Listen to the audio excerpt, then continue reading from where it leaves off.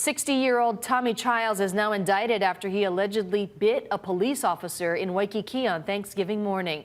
He was arrested just 10 days after he was released on his own recognizance in a felony drug case. Prosecutors say they requested that Chiles be banned from Waikiki, but that was denied. Chiles has more than 300 priors and was awaiting trial. His lengthy rap sheet includes indecent exposure and 2 counts of sex assault in the 1980s.